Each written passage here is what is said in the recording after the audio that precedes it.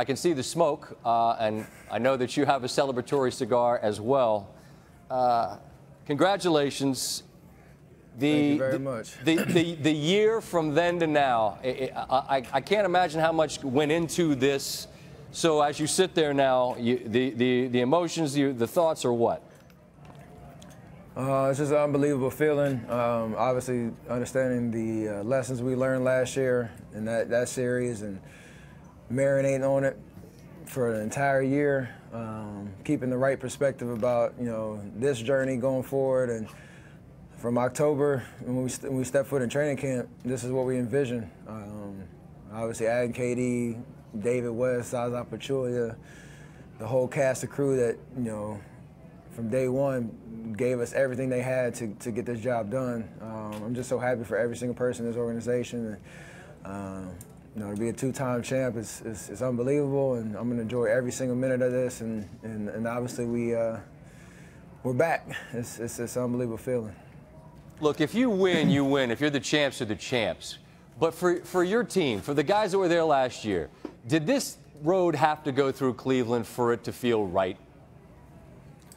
We weren't thinking about that at the beginning of the year. I know Draymond had his bit about he wanted to annihilate the Cavs and that kind of talk. But our perspective, and this isn't just talk, was just getting wrapped up in the day-to-day process of becoming a great team. And when we fast forward to June, whoever we face, we'd be ready.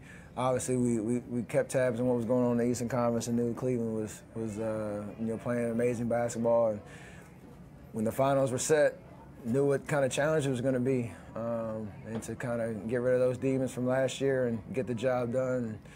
And, every single person stepping up and doing their job.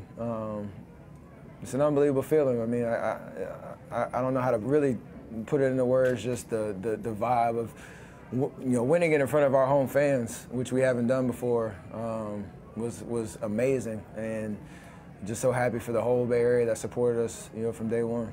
How difficult was it to not internalize some of the chatter that was specifically pointed at you, the role that you played in allowing what happened last year?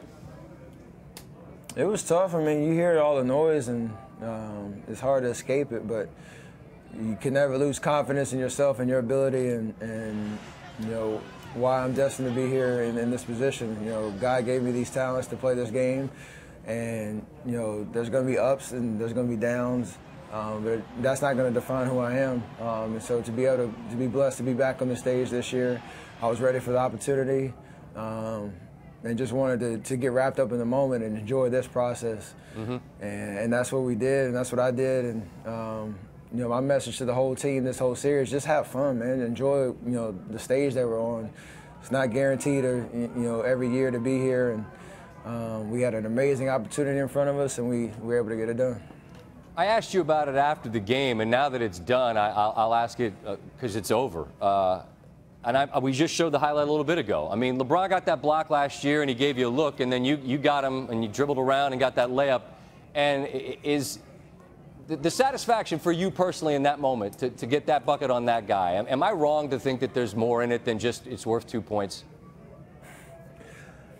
Don't get me wrong. LeBron James is an amazing talent, and what he's been doing for his whole 14-year career, and it's unbelievable. And we had a moment after the game, almost like last year, obviously, different circumstances, but there's a true appreciation for what we both bring to the table, and playing this high level of basketball.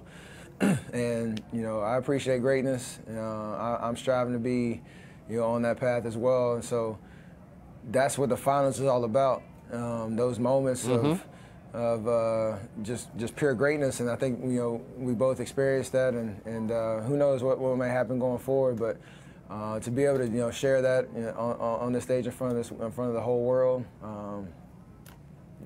it's come a long way from the time he showed up and watched me play at Davidson back in the day. So I'm going to get to something pretty crazy. Yeah, it is wild the way it all goes. I have a Davidson question coming in a second. I know where the fuel comes from last year. It's obvious. So with the satisfaction of this and with the squad that you've got and with everybody going, I don't know who's going to beat them, how do you make sure that you stay hungry? The man who's well-fed, it's hard to stay hungry. So how do you do that?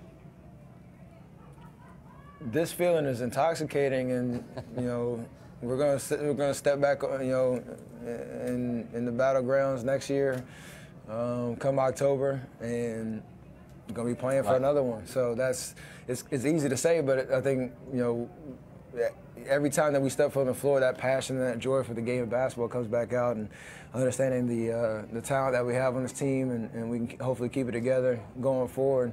We want to be right back here. This is what it's all about, what we've been working towards it since we got together as a team. Us individually as basketball players, since the time we picked up a ball back when we were kids, you dreamed about these moments. So we're going to be hungry and greedy for more, but don't get me wrong, I'm going to enjoy this moment as long as it lasts. And I know you got to go right now. A little birdie tells me you prefer Stephen. Is this a true thing? Is this what you prefer to be called? Are we just finding this out at this hour of the night?